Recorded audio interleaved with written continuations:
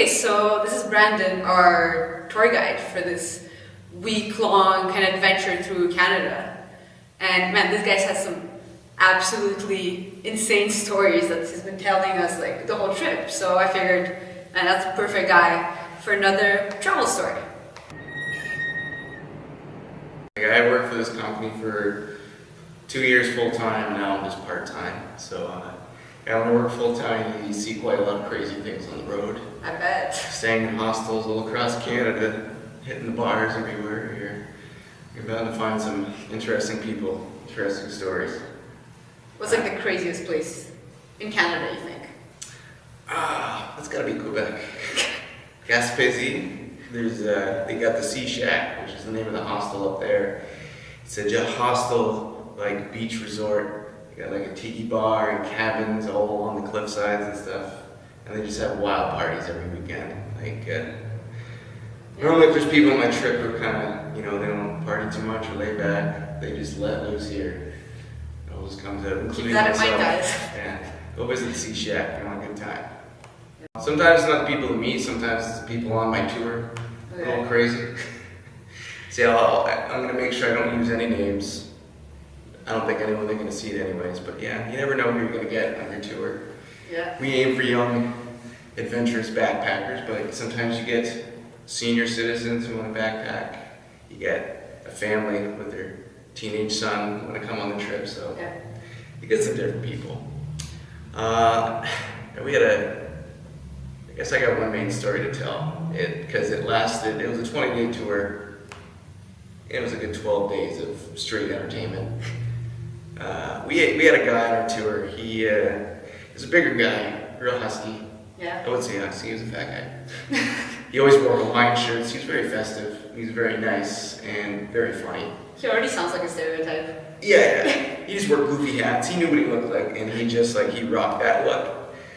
And after a few days, he could tell, like, this guy likes to drink. Every night we went out and he partied pretty hard. Until that started leaking into the daytime.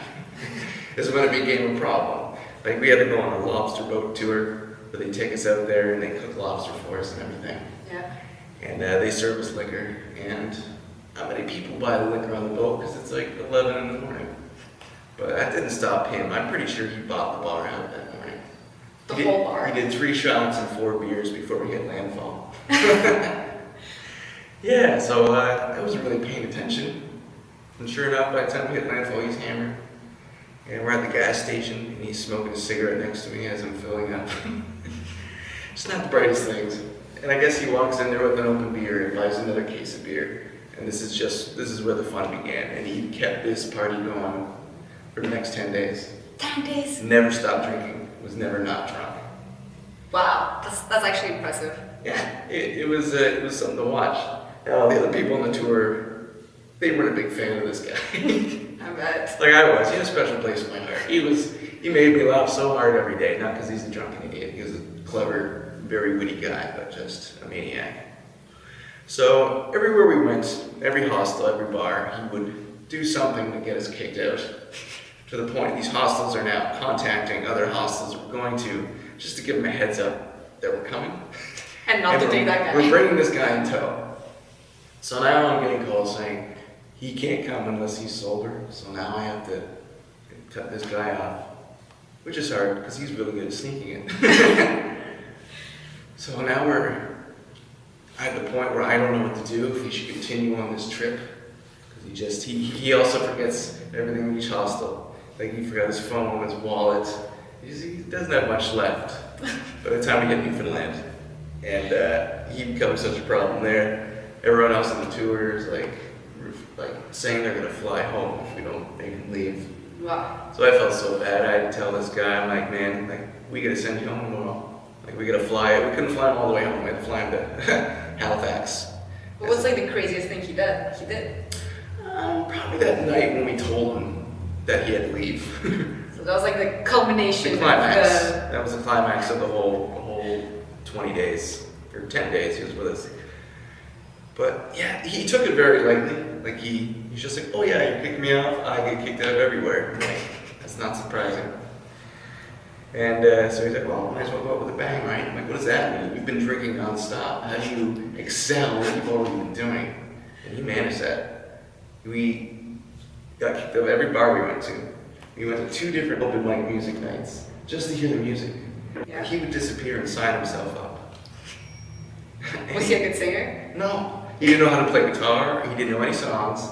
He would go up and just pluck strings and just say, I like cheese, I like beer, and just like, until security would come up and pull him off stage.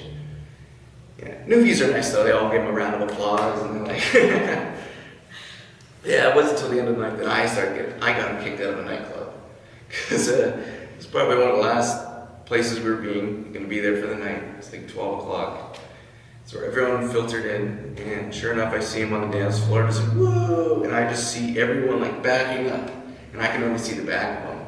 And I realize he is pissing all over the dance floor. Oh, that's disgusting. Just with a big smile on his face, and security's beside me, I just tapped him on the shoulder and pointed, and just, get that guy out of here.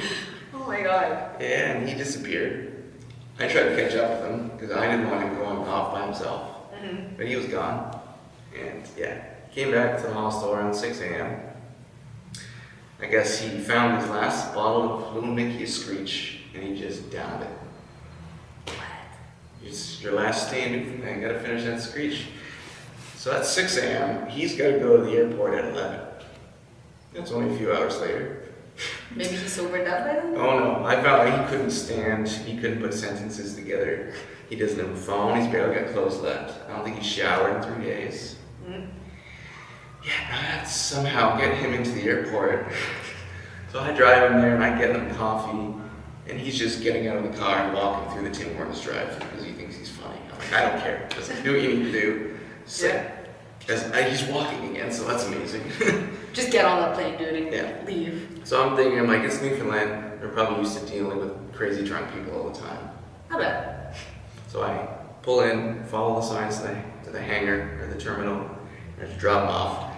I gave him a piece of paper. I said, don't lose this. This is your flight information and your hostel information in Halifax. That's where he's flying to. Even though he lives in Toronto, that's as far as we can get him. He's got to find the rest of the way home from there. And drop him off. That was it. I'd never see him again. Drive back. It's just like, I'm just so exhausted by this point. Babysitting this full-grown man.